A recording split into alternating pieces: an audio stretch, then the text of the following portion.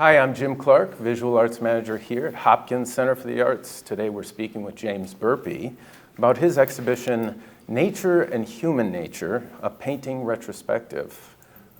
This body of work represents 60 years of painting practice. Jim, welcome. Thank you. Thank you. Thank you. In preparing for this chat, I typically send out some kind of preparatory questions, places to start from, springboards. And you came back with one of your answers was, or suggestions, was how did you become a committed artist, which I'm very curious to hear about. But your choice of words, your turn of phrase was less usual, I think, and I think an important one that shows an additional window into the way you approach art making practice, and that is the idea of committed, instead of, say, professional or established, right? So tell us, how did you become a committed artist, and what does that mean to you? It means that that's all I ever wanted to do since I was about 10 years old. And I would, in fact, it's probably younger than that. I would, when I look at the comics in the newspapers, I always admired the way Charles Schulz drew grass, of all things. And, and I'd look at, there was a Judge Parker, which is still in the comic section of the newspaper. Judge Parker, the guy that drew that, I thought, wow, that is really neat. The way I was just naturally attracted to things and wondered, how does somebody do that? And then, as time went along, I kept drawing and drawing and drawing, and I would get encouragement, and then I met a fellow in, I guess it was high school, that was a genius. I knew it right away. He could draw like nothing, like you wouldn't believe. Drawing people, especially, could draw an arm, just anything, heads, faces. And I thought, I want to do that. And so we became friends, and so I said, how do you do this? He said, well, just look at it and keep doing it. And what else? He told me artists to look at, like Daumier, for example, and some of early Picasso's. And so I started looking at other art, and it all seemed really interesting to me. And my parents were encouraging, and so it was like, really, from the time I was 5 or 6 years old, I just found it fascinating and interesting, and became something I wanted to do. And as I kept doing it, I kept getting encouragement from people. And this pleased me, but I never thought I was good enough, so I just kept doing it. So anyway, I just loved it from the beginning. And then I went to college. The grad school was really important, though. I met some really great artists. This was the California College of Arts and Crafts in Oakland, just down the street from Berkeley. And it was Berkeley itself was a very cosmopolitan town. Anybody been to Berkeley, California here? Okay, you know what I mean then. Yeah, back then they showed, Italian movies. Right now I can't think of the names, but if Italian movies, German movies, early movies by American, like Charlie Chaplin movies and stuff like that. And it was just a lot of art of all kinds everywhere. And at night I'd go out with a sketchbook, walk down into town, just a couple miles, I guess, and sit in the cafeteria and draw people. And just kept doing it, and loved doing it, loved getting better at it. And when I thought I did something good, I was very happy. So does that answer your question? Well, yes, and more. The committed aspect. Yes. Where do you get that word? Did you hear it at some point, or did you decide on it? Well, I think that's what I'm describing. It's just that there was never anything else to consider as a way of using my mind and my heart and my hands. Mm-hmm. It's a beautiful descriptor, it's and it's apt. Yeah. Yeah. Do you think there's a difference between the committed artist and the professional artist? Do you need to have commitment to be a professional? Well, I guess you could say there's different kinds of commitment. There's commitments for different reasons. Yeah. Yeah. I mean, professional artists might have financial concerns, and that was not my concern. My concern was just the doing of it. Yeah. And liking what I did, hoping to like what I did. How do you identify success when you say liking what you did? What qualities about the work would strike you as, yeah, I did this and I did this well? Well, okay. I've pretty much always been a drawer and a painter of life, which can involve bodies, things, nature, that kind of thing. What was the question again? How do you identify success? Oh, yeah, okay. And has that changed over time? So, well, first, when you start out, you want to be able to draw things three-dimensionally, and so that they're understood, and that when you draw a painting, a drawing of somebody's face that looks like them, that's pretty much a three-dimensional concern. As you learn more about art, as I did learn more about art, you'll learn that there's a two-dimensional aspect to art, and that became more and more important as I went along. And when I was in graduate school, my mentors were Richard Diemenkorn, James Weeks, Bischoff, David Park, the Bay Area Figurative School. And actually, James Weeks became my real mentor. He and Diemenkorn were friends. When I graduated from college, Diemenkorn somehow made maybe the cover of Time magazine or something, and I was wondering if I should go to grad school, and like a young person who doesn't know any better, I called him up. and he answered the phone and he met me. He was teaching at the California College of Arts and Crafts there in Oakland, and he met me and looked at my work and encouraged me to go to graduate school, which was very sweet of him. He was kind of semi-famous by then, and it was pretty sweet of him to do that. And so he encouraged me. And then James Weeks. And so I would see their art everywhere, too. There was the Bay Area, Oakland, San Francisco, just Berkeley, full of art and places to see it. And so I remember the older museum, I forget what it was called in San Francisco.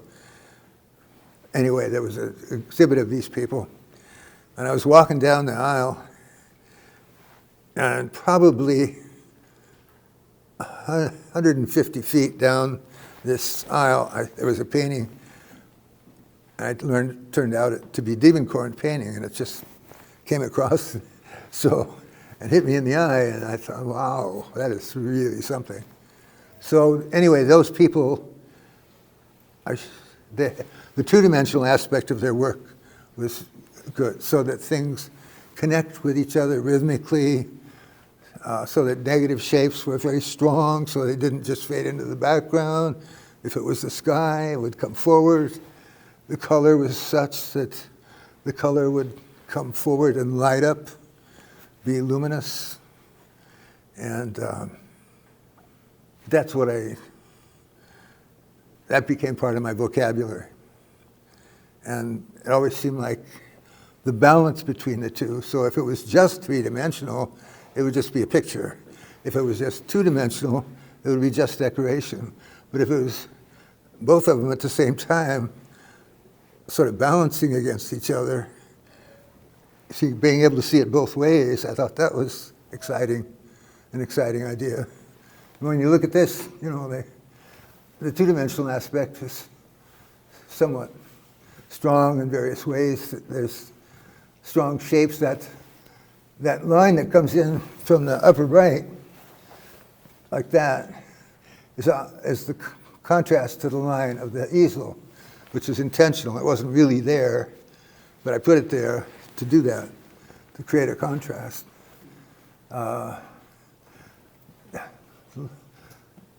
There's just all kinds of little lines and adjustments I made. I can't remember them all now. And the funny thing about this painting is that my 4-year-old daughter was hanging around and looking what I was doing. So I thought, oh, well. So before I'd even started the painting, it was just plain stretched gessoed canvas. I drew out sort of roughly what it was going to be. And I taped off that area of the painting and got her set on a chair. She'd already been messing with my paints, acrylics. And I sat her up on the chair, taped that section off. And before I had done any painting, she painted that painting right there. which is a beautiful thing to do as a father and daughter as well. You know, it was really nice. And so then after she was done, I proceeded to fill in the rest of the painting. And this, like one of the things I did was that the chair of the pad on the seat of the chair in the lower left there was a neutral color because I didn't want it to come too far forward. I wanted it to be back with, so that the other more intense colors would come forward and equal it. That's that two-dimensional thing, what I wanted. Process-wise, Yes. I don't imagine they all started with your daughter painting on it, right? So can you tell us what is a more typical process? Do you have an idea of the full, I mean, these are intensely complicated constructions. Okay. Do you envision those beforehand?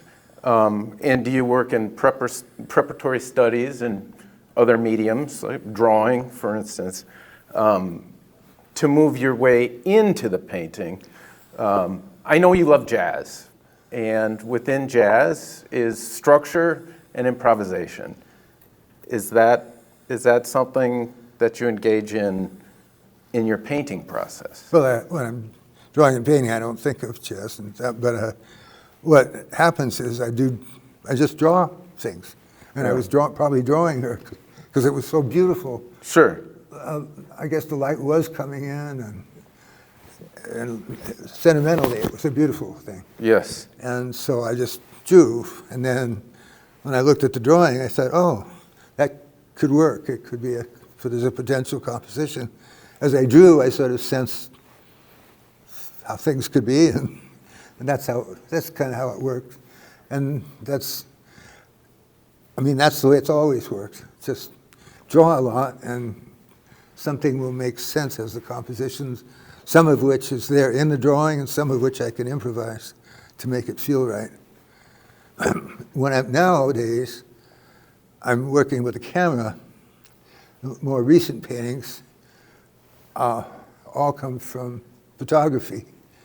But the same thing happens, that I look at something and it feels like there's a composition there, but that's because I've been conditioned. I have compositional ideas, thoughts in my head. So when I look at something and see that, it's partly what's there, but partly my head sees it. Like that red flower back there. It's not actually a flower. It's some in the forest over off of Minnehaha Creek somewhere. It was just there in a bunch of growing stuff. I didn't know what it was. It wasn't a flower, but it just seemed like there was a composition there, and the way the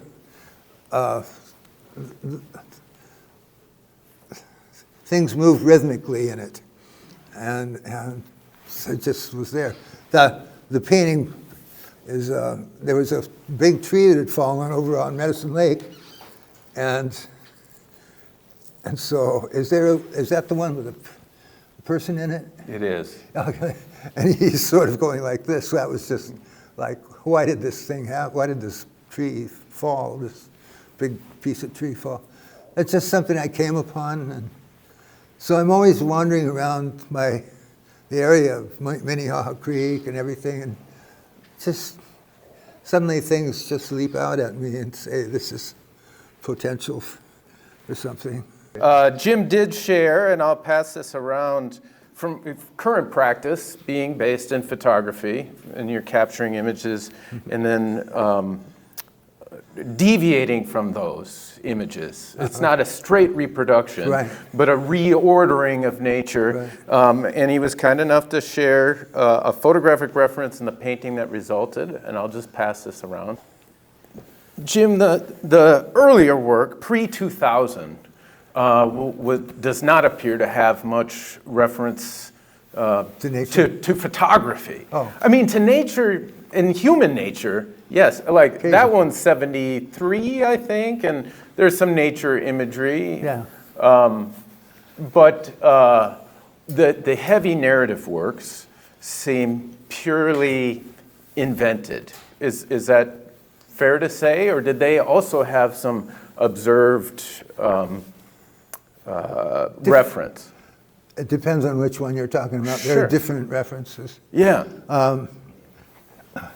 That one there I saw with the horses going around, but what struck me about it was the eternal, the ocean keeps coming in and the horses keep going on, something like the eternal rhythm of things.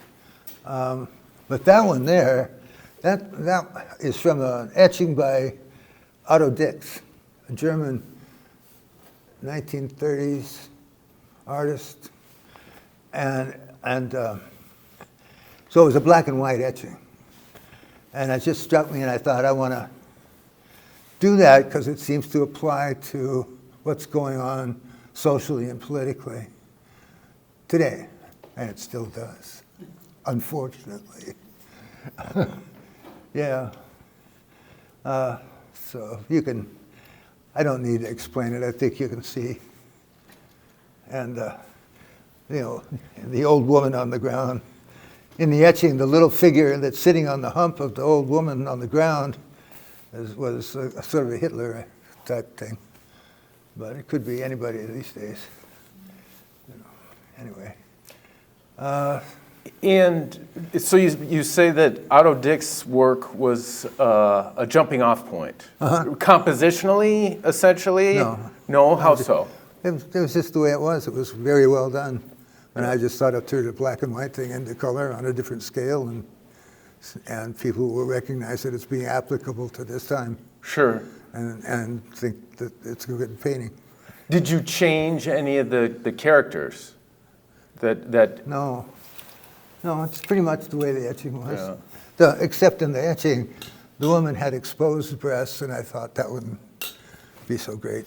So I covered it up a little bit. Yeah. Sure. And is that a commonality between all of that figurative work, that it was riffing off of existing master works? No. And so how did you arrive at them?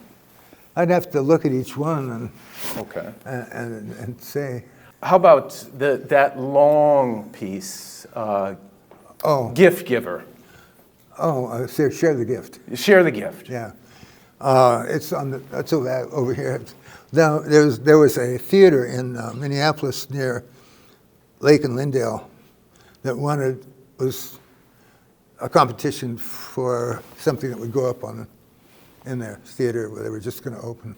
I forget the name of it. It's probably not functional now. Anyway, they wanted something. So I thought, okay, I just thought all this up. And it's where one part of the thing, it's pretty interesting, actually, if you take time to look at it. It goes from birth to death, for example. So somebody's pregnant, and then there's young kids, and then they grow old, and then there's a dead person flying up. That is, a person in the sky with balloons going, which is the death. And there's all kinds of people. There's like people of different races, different combinations, women with women, women with men, blah, blah, blah. But anyway, along comes this young man, and somebody hands him a golden ball, and this is the gift. And so he walks forward, and some guy has a map that shows him where to go, and then he comes upon somebody who's trying to discourage him, and then he comes to a pathway into what you see as a deep cave that looks kind of evil. And somehow and there's all these people guarding it, and so super theatrical. And so then it's assumed he goes into there because you see him next come out, and he's older and he has white hair, and he's holding the ball. Somehow he kept the gift. And then there's an older woman sitting at the end, sitting on a pedestal which says, "Share the gift." And he's sort of in the act of offering it to her. And so as an artist, I think we share the gift. Whatever gift you have, to share it is a marvelous thing, And then if you see a painting or a drawing or make one that just feels right, it's such a gratifying feeling, for another person or for yourself if you've done it. It's that painting back there with the slaughterhouse is inspired by the Vietnam War, which was awful for me to think about when I'd see the things all the time. Growing up in 1938 and seeing, my mother would take me to the movies till we were waiting to pick up my dad after work. And we'd go to the movies downtown Oakland and see constantly movies about what was going on in World War II and Europe especially. And it was just really powerful feelings you get from that, especially as a 6-year-old kid. So, I don't know, somehow I didn't want to paint a picture of the war.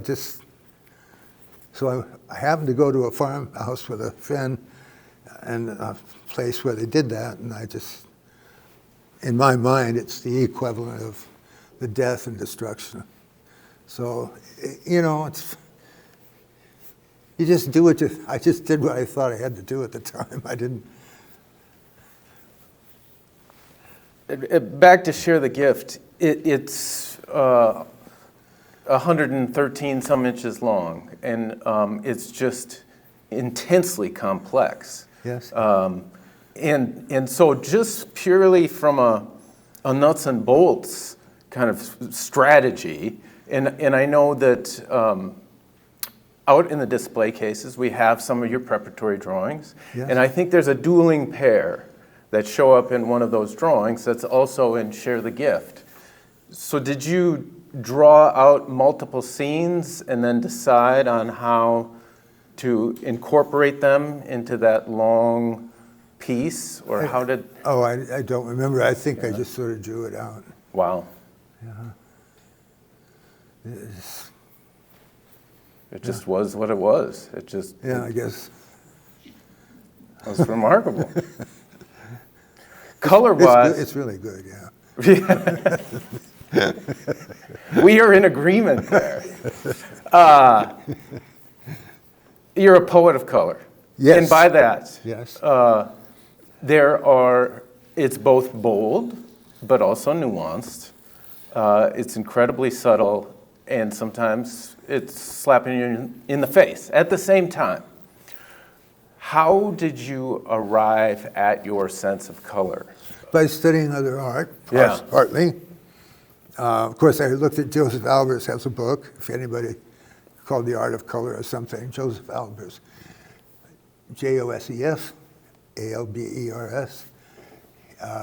He can get too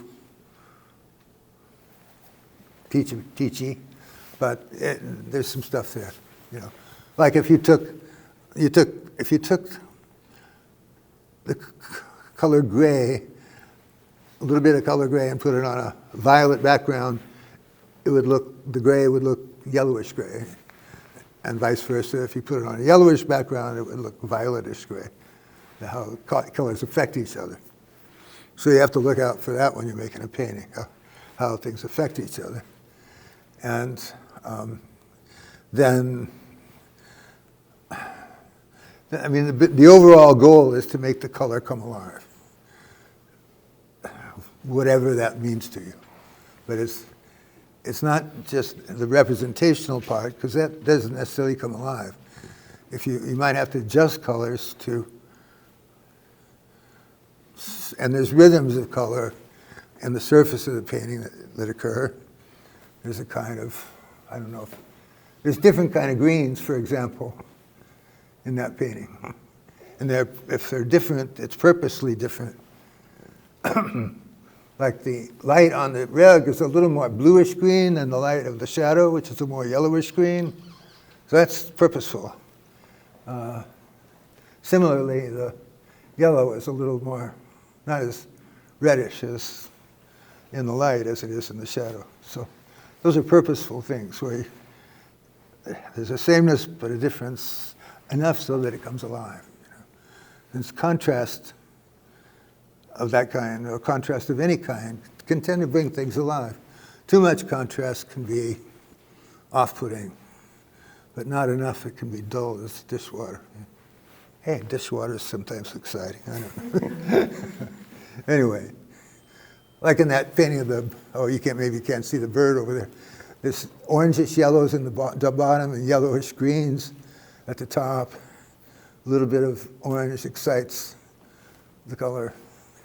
It's just, so study art. One of the artists that I go most to is Bonnard, Pierre Bonnard. Who else? People say Matisse and everything, but Matisse didn't screw around with a lot of things like that. He just put in big things, you know. And but Bonnard was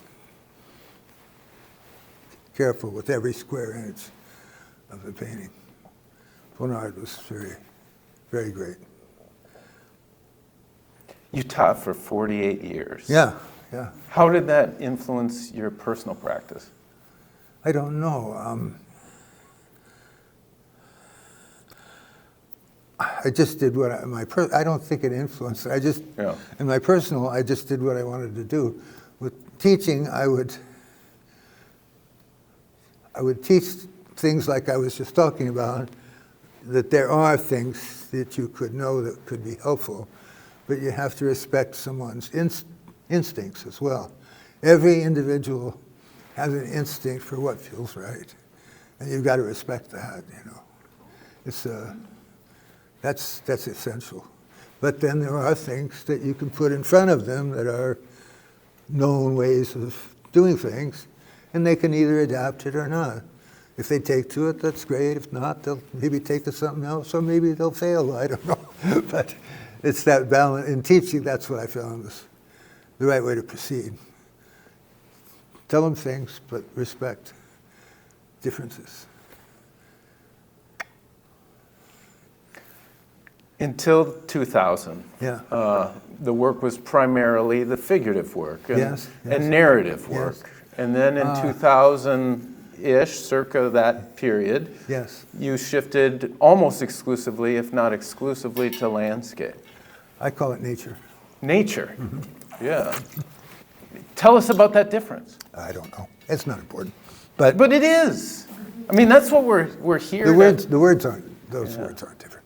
What's interesting is that change. And how that happened, big thing, is what's interesting. That I ran into in those days some difficulties on a personal level, and as we all do, unfortunately. And so then I met one of my students, was very talented, and we got to become friends. And he said he had a cabin up north, but I'd like to come up there. And I did. So I went up there to the cabin, about 40 miles straight north of Duluth, on Whiteface Reservoir. And I roamed around the territory there, and I just fell in love with it.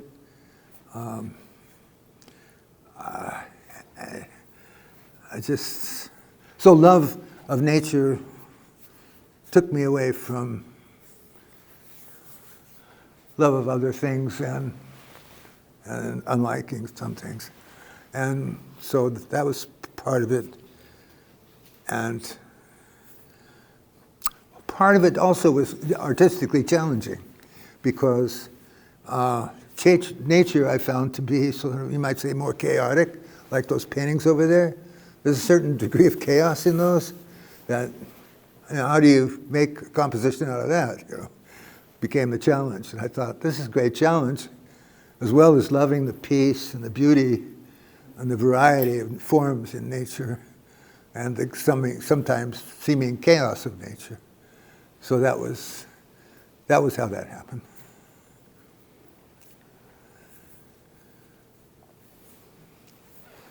It's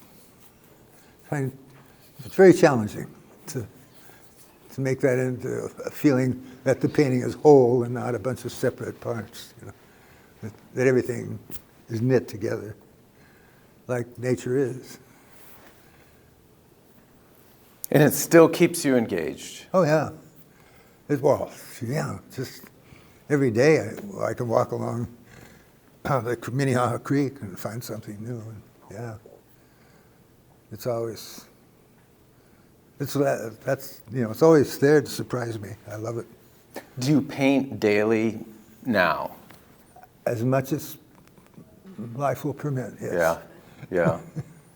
And it retains its challenge and. Oh yeah. Yeah.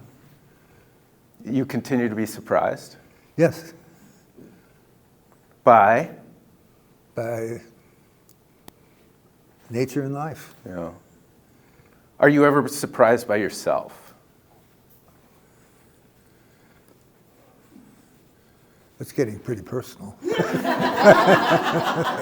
Jim, I'm trying to tease stuff out that they can't get in the book. But I just gave it to them. What's the question again? Well, do you surprise yourself? Sort of. Yeah. When I feel I've successfully finished a painting, because at times I think, what am I going to do? And it's challenging, and I keep messing with it. And do you feel doubt? Improvising. Do I feel doubt? Yeah. Well, there's different levels of doubt. What do you mean? Well, your work is from 1964. That self-portrait, it seems self-assured. Every single piece in here seems bold. And so it's hard for me to imagine that you could possibly ever feel doubt. And so you say, early on, when you were drawing, doing something until you felt good about it, did you ever doubt that you could do it? Like a lot of people that are here and a lot of people that will watch this have intense doubts about their ability. And so it would make me feel better if at some point you said you felt doubt. But I see no evidence of it. And that's what is so fascinating. Well, sure, I'm human. Are you though? I mean, that's and it goes without saying that everybody has that. And yet, what do you do about it is the question. And I guess, just go forward and hope for the best. Get the paint out, get another canvas. Yeah. just go forward. Creativity it's healthy.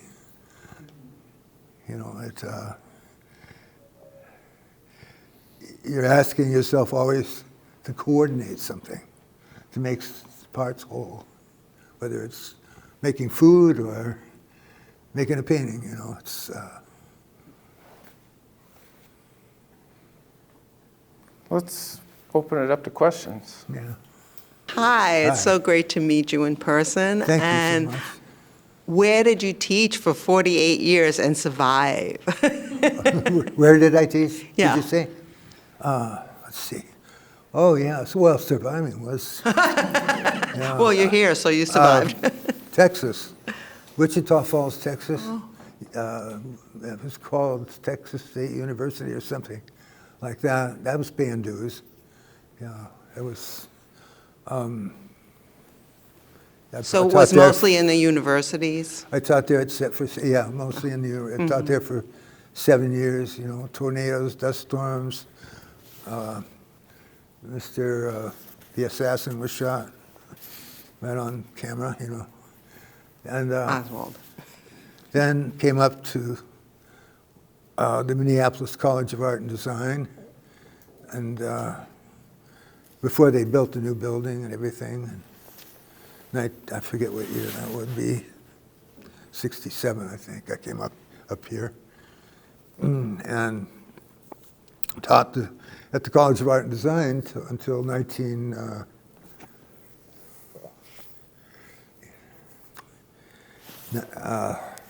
Was it 96? 86 or 96, and then went and taught at the EU, and then until 2009, I think. Yeah.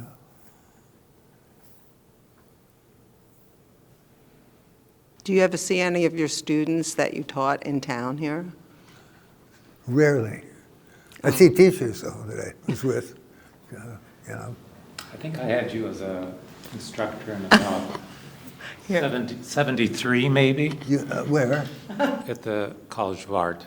Uh-huh. What's your name? It was Richard Stryker. Uh-huh. Okay. It was I just a- don't remember that you were the name, but go. What was it like? Well, my memory is really, I don't have a lot of vivid memories. I mean, it was before the college was named and designed. It was just the Minneapolis College of Art. It's in the older section, older building, the second floor. I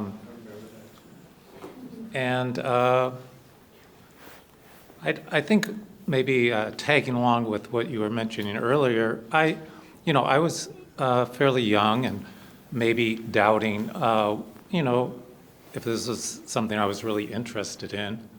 And I think you were very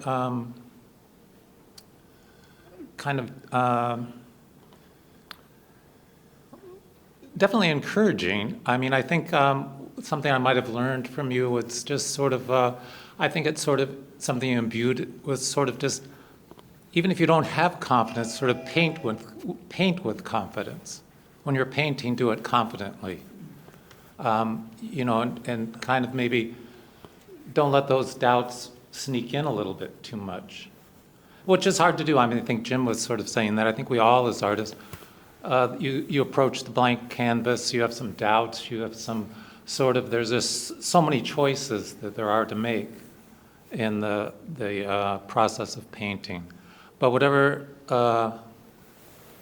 if you just were to start and be confident in what you're doing and maybe not second guess the choices, I think you might have a painting that's a little bit more, have a better outcome.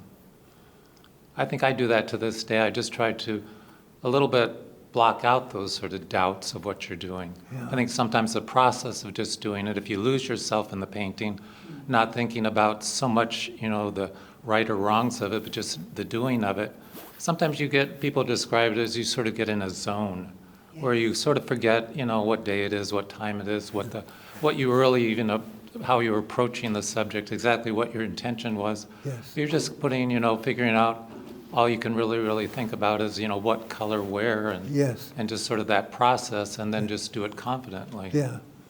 And so I think that's something I think some people, you sort of a little bit fight that as you approach, a painting. Wonderful. But thank you, yeah, thanks for the instruction. I mean, I'm 73 now, and you must be about 86. 15 years older than I am or something. I'm So you 86. were a relatively young man. I was a very young man, and honestly, I can picture sort of parts of it, but not very specific details. Wonderful. Arlene, thanks for teeing Richard up so well. That was nice. Well, I wasn't intending to speak up. It's just when he mentioned that, she mentioned or somebody, and his student says, "Oh my God, I think I might be one of his students." But I don't know if you'd want to, own up to that, after seeing some of my work or not. But anyway, Are you showing your work anyway? I enjoy it. I've just done it as a Sunday painter my whole life, and it's been Do you try to show it here? Have you tried to show it here? I just did recently try to good. do that, yes, for the first time. Yeah. Wonderful. Richard was in the most recent Arts North. Wonderful. Yeah. That was a great show. That was a really great show. And people, younger people have such great technique these days. I don't have great technique. My brain is okay, but my technique could be better. What do you mean by that, though? Well,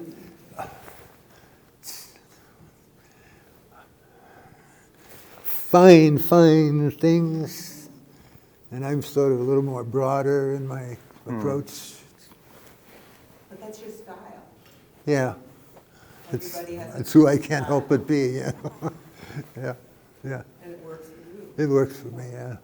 But I love it, the other, and envy it, but I'm not worried about it. Jim, I know quite a few of these have been in your basement maybe for quite a while. Say it again. I'm asking about your paintings and if you feel it's exciting to see so many of them on the walls. Yes. Framed, and Yes. if that's a new experience for you, and does it bring you any joy? Absolutely. I mean, I go to a friend of yours' house and I see your painting on the wall there often. Oh. But for lots of us, just to see this many of your works is a new experience, and I wondered how it was for you.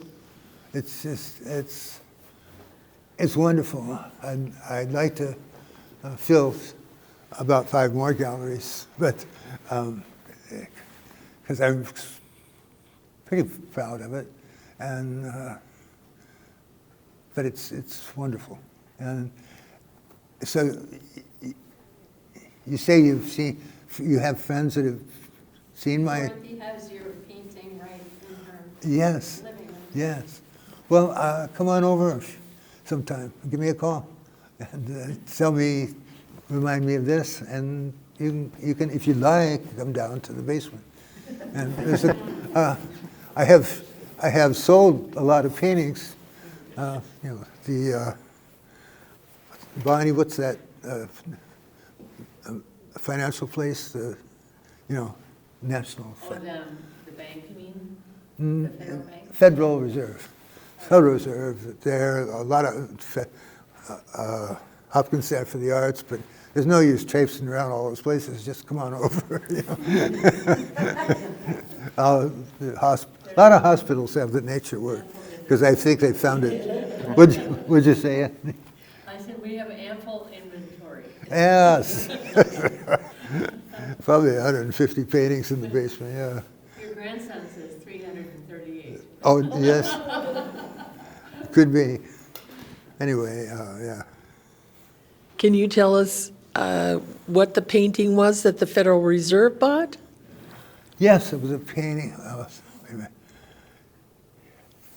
Yes, it was tulips, lots of red tulips, and each tulip is about this big.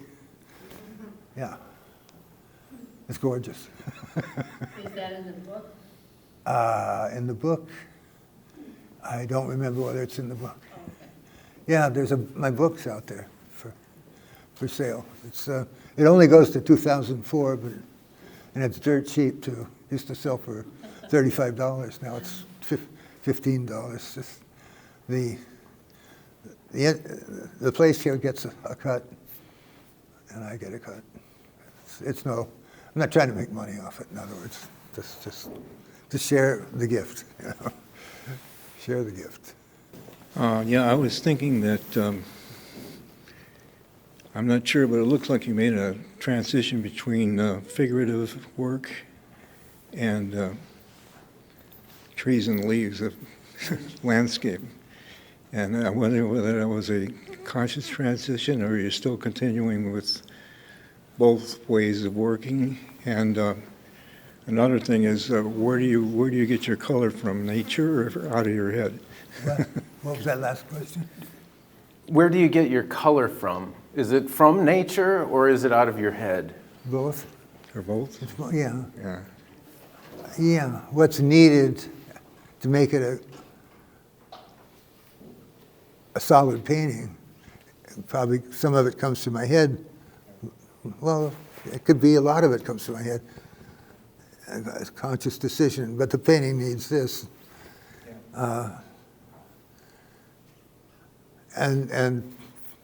But I rely as a basis on what I saw. But what it needs as a painting comes from, actually is, in the end, the decider. Yeah. It's based on nature, what I experienced, and the feeling it gave me. And then there's the feeling that I want the painting to give me that's the equal of that love and beauty that I saw in nature. So sometimes it gets boosted a little, or a lot. Depends. Dark things are hardest to animate sometimes, to make them come alive. So, like that reddish thing up there probably wasn't didn't have that strong a red in it when in reality, but I felt it needed that to make it come alive. The balustrade at the very top, what do we call it? Window ledge. And I'm sure that the yellows in our lightly creamy colored house weren't really there, but it needed that to make it come alive. So that was invented largely. So you go with, what you feel as well as what you see. I do. Go with what I feel as well as what I see. And feeling is partly emotional and partly analytical. What does the painting need, and how does it make me feel? Does that speak to what you were asking? Since 2000, Jim, I think related to Lori's question, have you done any of the figurative narrative work, or has it been exclusively nature? Well, there's my self-portrait, Yeah. and Bonnie's self-portrait. I mean, Bonnie's not self-portrait, Bonnie's portrait back there.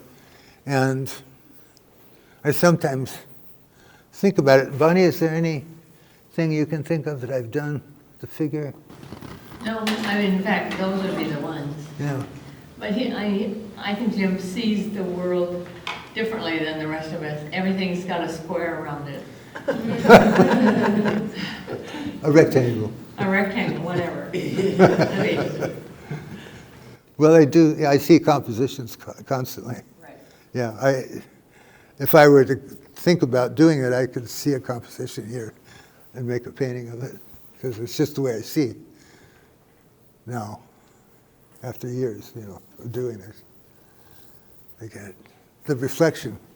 Look at that reflection, Jim. Mm-hmm. Yeah, it's beautiful. Really, it is. To cast shadows from the window every day. Yes. Yeah. Yes. Every day. Yeah. It's fun. Are any of your canvases smaller in size? Yes. Or are all of them, I mean, most of these are similar size. Lots of them these days, those paintings back in the corner there, lots of them getting to be that size. as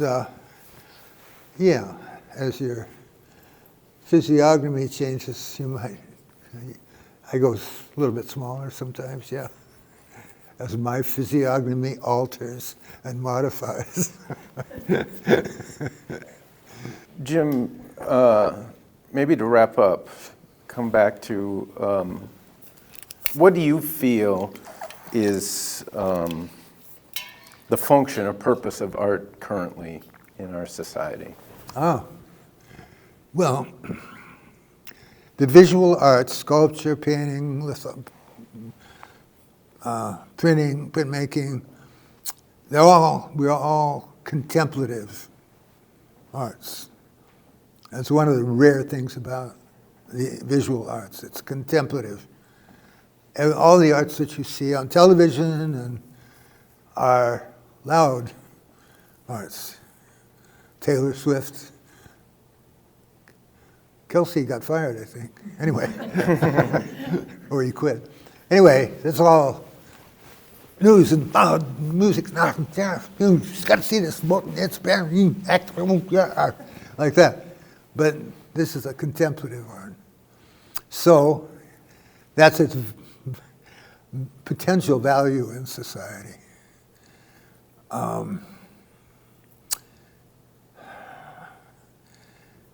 And for the doer of it, that's its value as well. For the maker of it, it's contemplative. You decide what's good for you in what you're doing. And in a sense, you're improvising. And especially if you improvise and not just copy, you're kind of deciding what feels right. It is as good as that Bonnard or that Cézanne I saw. Cézanne's another one that's big for me. I've been all over Europe. I've been to Italy, Portugal, Spain, France, the Netherlands, England, seeing all the museums everywhere. So I've infused myself with all that, and lots of museums in the United States, from New York, Washington, Boston, to the east, to the West Coast, Los Angeles, and so on. Mm-hmm. So if you're really serious about making art, that's one thing you could do to get a vocabulary. I'd sit in front of a painting in the National Gallery of Art in London, and I spent 20 minutes drawing from this composition by Poussin, and if somebody came up and wanted to see it, I'd step back, of course, be polite, and then I'd step back, and I drew out the composition. In the back of the book is a drawing that I made from that. So anyway, the role of art. So in some sense, the role of the visual arts isn't there in the media. And it's really unfortunate that it isn't. It's just probably not going to be, because everything is about who yells the loudest,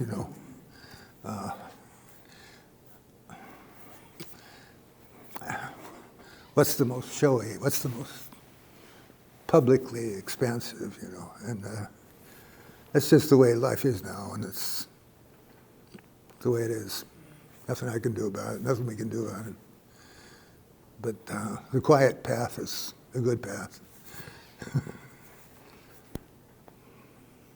Jim, thank you for sharing your work with our community. Thanks for asking me to be here with the work, and thank you for coming. It's very nice. It was good to be able to say some things to somebody beyond myself. That's great. Thanks.